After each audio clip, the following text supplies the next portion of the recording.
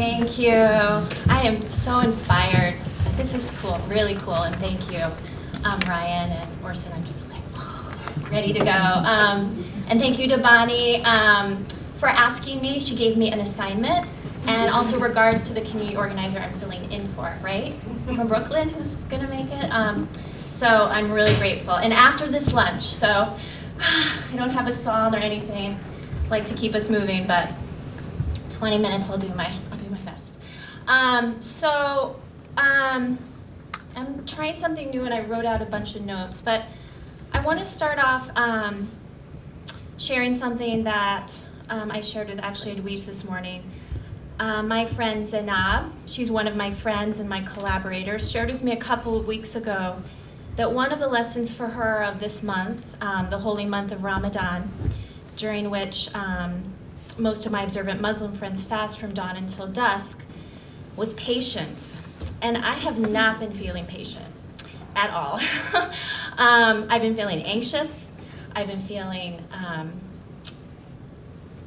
helpless about the state of the world, about a group I'm a part of. But Zainab's friendship, her co-leadership, and her example and a lesson to me was to pause. And I share this because for me, community-based public art is not only about patience, but it is about learning and acting better together than we ever can on our own. Plus a lot of faith and like a whole bunch of other stuff. So for me, sort of answering the question that Bonnie gave me, she was like, can you make the case for community-based public art? And I was like, I'll do that.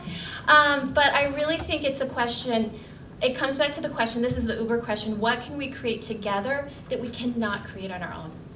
What is that, right? And so this idea that we are co-creators of our shared world, and if as some philosophers, artists, and ancestors before us have reminded us, right, of this idea.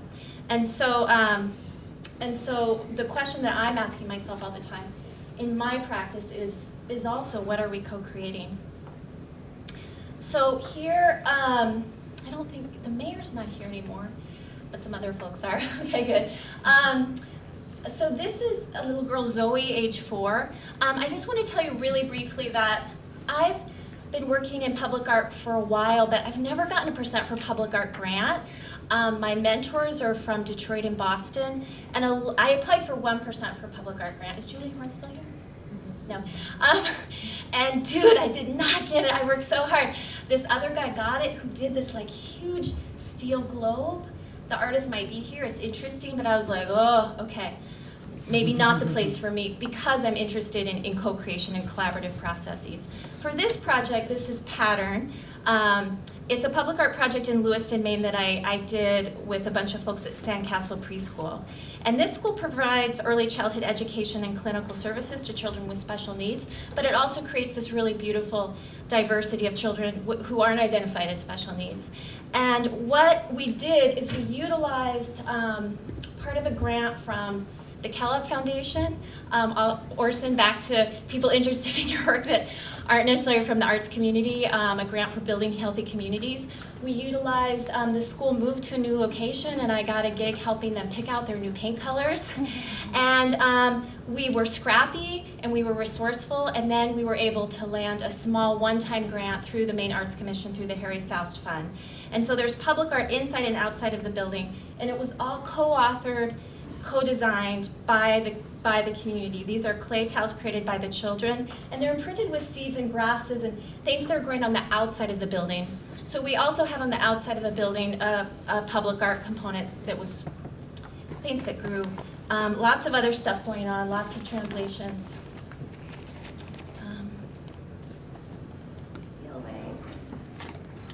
You know, the last time I spoke at this, maybe Bobby was here, at this podium, I was really pregnant and I was really out of breath. And I was not out of breath today at all. And I'm walking up here and I'm like, oh, I feel like I'm pregnant. But I'm not pregnant, don't worry. Because I'm out of breath. You know what you need? People who've been pregnant so you can get out of breath, if that happened to you. So sometimes as public artists, we come together to create something together with more than just one of us. And not always, and I just want to say, a lot of times we do solo or collaborative work, and that has really great value. But now and then we sort of reach further and we experiment with new ways and forms, or very old ones, right? Revisiting indigenous forms or forms from the 30s or the 60s or the 80s, depending on how you look at it, to work more collectively. So community-based for me usually means that a bunch of folks from the community at large are empowered and woven into the process, right? So their voices and vision are worked at the center. And this usually means like this was a Detroit term that people used to say classless, but I don't, what does that mean? But it usually means it's like you don't have more power just because you have power in the community or like a really good job or like, you're Mark Bessiere at the PMA, you don't have more power. So designing that process in some way, so deliberately, right? So more folks, everyone is more integrated. So this is a photo of a project that I'm a part of, the Darien Oaks Lantern Walk and Workshop. It's a yearly event, and hundreds of lanterns are made and then lit and walked around the city, and there's lots of partners. And I'm gonna kind of zip through a few things. And you can follow up with me about partners. I also just want to note that I gave myself an assignment to talk to practitioners around the world in the country, just like a handful, and so I've quoted them throughout with not their last name to just be like, what do you think's going on? Like, why do we need community-based public art? Like, what's happening? What are people doing? And I want to say that I found about some really interesting work that's happening in France that's about huge resistance and provocation, and there's a project, John Jordan is a part of it. There's 40,000 folks resisting this new airport, and there's some really interesting works that are going on right now that actually I think need support. I think they need to be written about. I think they need small funds if there are not big funds. And so, because, and this is what my friend said, that humanity is in crisis, that we have to keep trying new ways to do just about everything.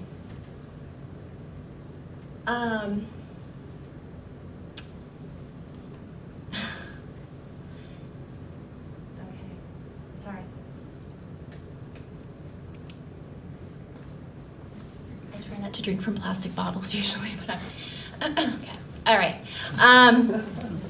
Okay. It's serious, yeah. It's a big deal. So it can be. What I want to say though is it can be sticky to bring public art to a bigger community.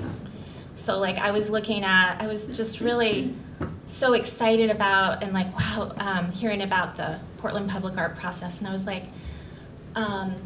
It'd be great if there was a community organizer, right, on that list one day, and that's the kind of thinking that's sticky, right? But that when we do it, it makes everything so much better. It makes our process better, it makes our work better. This image is from a group I'm a part of called Sister Makings, where our new neighbor sisters who just have moved here from other countries gather with local sisters who've lived here for a little while longer, and all our children gather. It's what I've been doing for the past 6 months. It's, we gather over food, craft, gardening, coffee. We don't tell people where we gather, but you'll see us gardening maybe this summer. And while this is a really poetic image, and this was a really beautiful moment of two women from different cultures weaving together, just minutes after this photo was taken, one of our friends, a young mother here in this country all alone, started crying because she misses her mother so much. And it was like, it started someone else crying, and someone else crying, and someone else crying, and someone else crying, and someone else crying.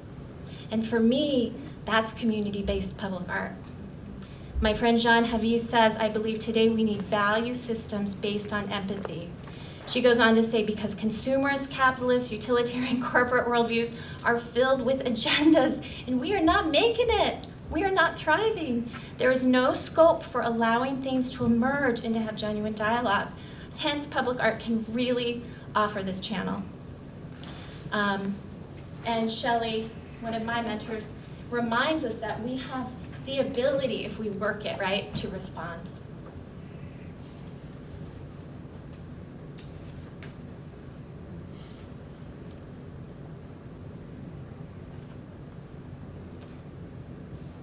Out beyond ideas of wrongdoing and right doing, there is a field, and I'll meet you there. To me, this quote is so much about making art in public space. It's really the basis for all I do creatively. It's about you and me and space. And public art projects can sometimes take more time when they're community-based. They need more support. Like Bonnie and I have been texting all week because I had folks that I've been working with. Bonnie, can we have an Arabic translator? Bonnie, can we have a French translator? Bonnie, can children come? Can children go outside? Can we have the baby inside? Can we have the babies outside, right? I had to get a babysitter this morning. It was so hard, you know. So sometimes it means we have to rework timelines. We have to think about childcare. We have to think about all the things that people think about, that they care about. Another thing about public art, these are just 5 points, community-based public art. You honor process and you hold space for the sacred, right? You have to like step back and like, what's gonna happen? What's gonna evolve here? Project ethics and the evolution of community are the most important thing, but the product usually is better because of it. And then finally, new forms and aesthetics happen. We don't know what they're gonna look like, you know? While collaboration is tended to and reworked constantly, because you work to include folks, right? Not to exclude anyone. I want to show you just quickly a few projects I've been a part of. I was really fortunate to work under community organizers and artists in both Detroit and Boston, and I owe so much to them. This project, I just want to give you a small sense of it. It was a multi-year public art project. For a big chunk of it, I worked with Sharonda Almeida on the left with the striped sweater, a community organizer, and Jeremy Chiming Liu, who's a developer. He was from Asian Community Development Corporation. We worked with translators. We had youth gardeners. We had a youth gardening group. And we were able to integrate and design a process that allowed a really large community to co-author and co-design public art. So this was about permanent public art, right? I mean, these workshops were really community-based public art, but the outcomes were solid. And here's just a little slice of some of what we co-authored. Okay. So we learned so much from our elders, our ancestors, those that came before us. And those we think of as non-artists can co-create beautiful art with us. We learned so much from one another. This is a project called Of Brick, and this happened some years ago. This is before the Brick Project in town. This is one of the reasons why maybe it'd be cool to have some projects like this archived so folks can see things that have happened. But what's happening here is we worked and did a whole series of workshops with the original brickworkers of Lewiston, Maine, and their families. And we created an installation, and then we saved those bricks and have got them fired at the local mill that still makes bricks, and to save them for future public art. So this is like working like if there are multi-year grants when there aren't, like you just kind of say, just save it.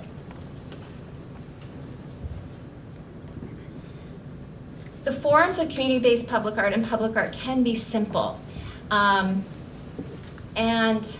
it doesn't have to be, you know, classic art like Julie Horn said, you know.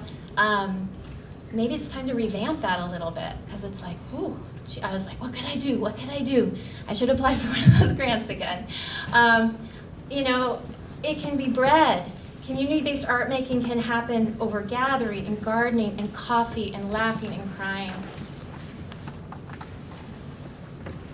My friend Beverly Natus talked to me a lot about doing the uncomfortable work, right, to evolve. And that's what happens in collaboration as well. But part of our evolution as artists and humans is to do the uncomfortable work. Can we see a community garden as public art, right? This is Boyd Street Urban Farm, one of Portland's treasured community gardens.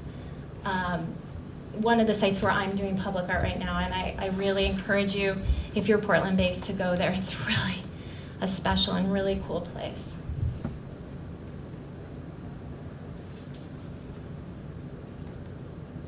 One of my mentors from Detroit set me straight, you guys, in my 20s. I was like, I have this idea, and I want to do this project. And she was like, She was like, It's not about what we do, it's about what we can learn about ourselves, about each other. And that basis, these questions, right, of how we practice in the world creatively were really important to me. This is an image from Shelley Sachs, who has a whole initiative. It's connected to Earth Forum and University of the Trees, and these trainings she's doing around the world where people convene to reimagine aesthetics and reimagine form and just reimagine our world and our place in it. I really wanted to include this project because this is a project by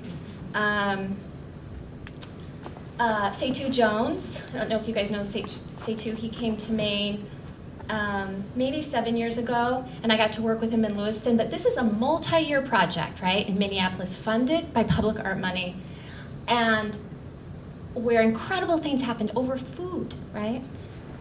I gotta zip on because I have 5 minutes. My friend Jean Havi in India talked to me about 2 initiatives happening. This is getting cut off, but one is the Pune speaking walls, where children and artists and neighbors are painting and painting and painting walls. And the other one is about Asawan, a leprosy village that's leading the way for envisioning how art can be a vehicle through empathy and perseverance. And there's lots of cool projects here, but man, I love this project. Do you guys know this project? This is a project by Musana Ali.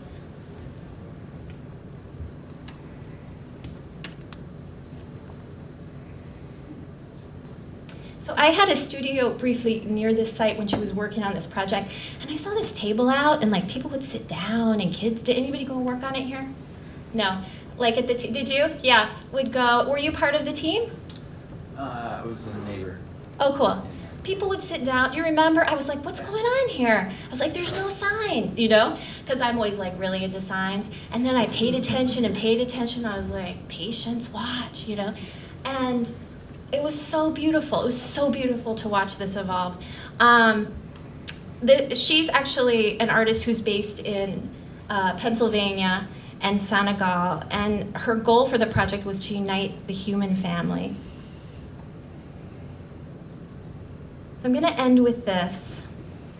Can we practice a bit of unknowing, right? Can we put into practice also some big time imagining? Forget if your project can't be funded through the the Maine Arts Commission. The potential art will not be seen as trivial. It will be seen as essential, and we will evolve. And maybe this is the case for community-based public art, that it's all about growing. It's about being better together, and much more better together than we are alone. And this kind of work, when we give it space and support, and it doesn't always have to take a whole lot more of support, can blow us away. What can we create together? So I really look forward to seeing what that might be, and thank you so much. Thanks.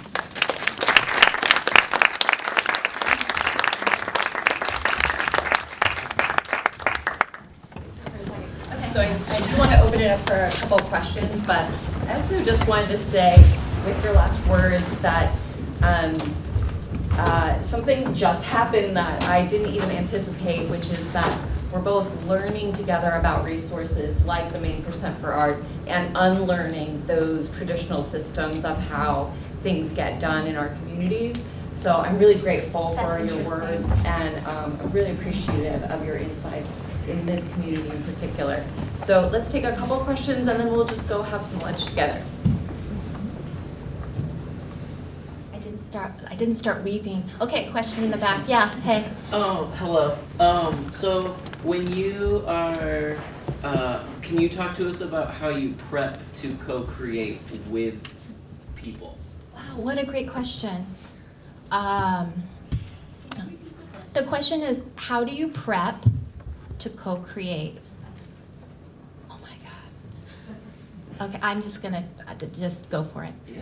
First of all, you check your ego at the door.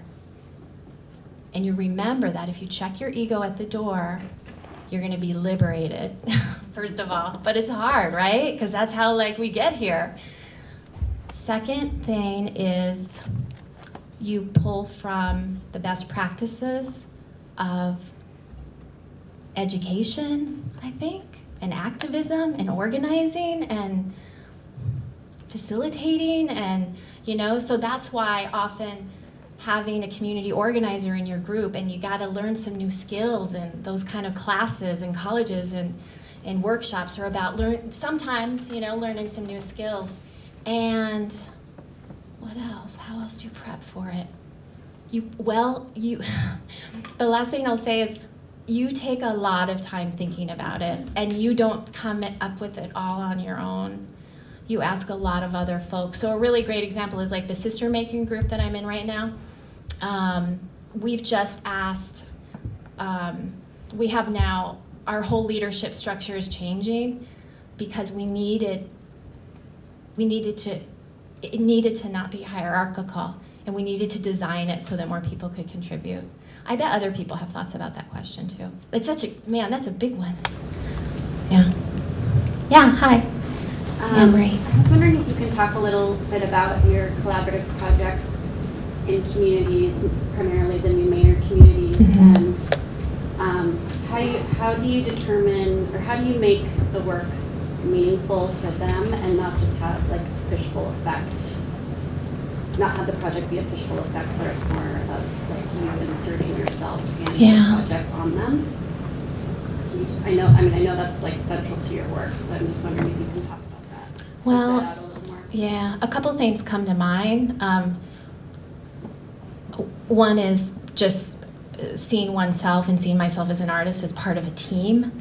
And even though when we apply for grants or when I got my art teaching job, it was me, the artist, and I adapt things, I adapt my resumes and stuff when I have to apply for something, but I often see myself as part of a team. I also, one example I'll just use really quickly is I was able to work on a project with artist Ziti Masangi in Roxbury, Massachusetts at a school, and it was a banner and fence project, and we co-designed that project with the students. So we went in and spent, a month or two building models of the school and talking about the school, and and then we spent months collecting stories with the students, and then we spent a month doing banners and and so really leading up to it. So I think having a team, and also it takes time, and sometimes it's not right, but I think often it's really a scheduling thing. Yeah, Say Two Jones and some of these other projects folks are doing, they spend years doing those projects. Yeah. Anything else? Yeah. I'm just wondering, it seems with a lot of your projects, it's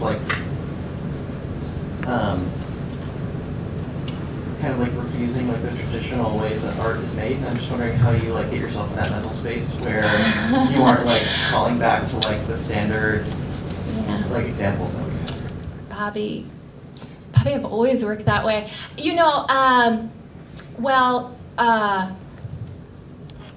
I think about my grandmothers in my work. I studied in sculpture and architecture programs, but I came from a place of textiles, of craft.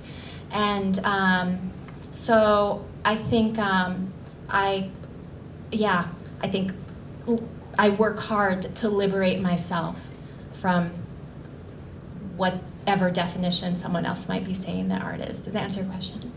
Yeah, kind of do your thing. Rick Lowe, who I didn't show, some of you guys might know his work from Project Row Houses.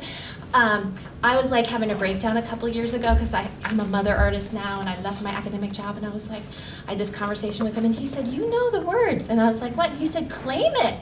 You're sitting," and he's really close with Mariel Euclides, and he was like, "You claim it. You're at home with your babies, breastfeeding and finger painting. Claim it. That's your work." So I think I'd say to you, yeah, claim it. Thank you. I have one question. Yeah. How do you find people to collaborate with, and how do you each define the roles that are gonna, Ooh, you guys have some good questions. Right? We should be like writing these down. This could be like a big follow-up. We can chat more about that, but I think it's somewhat organic. I think it's about where is there a need. We started the sister making group because I had some new neighbors. We met from Syria. We had some other new friends, you know. My friends, we talked about starting a group. My friends said, let's call it sister makings. You know, it's like, I also think of practice as sacred. So I ask, you know, I mean, to get spiritual about it, like, whatever it is I'm supposed to do next, you know? So it's kind of a combination. It's a lot of faith and paying attention and working in community. And sometimes you just do something and people come in and then you change what you're doing later, so.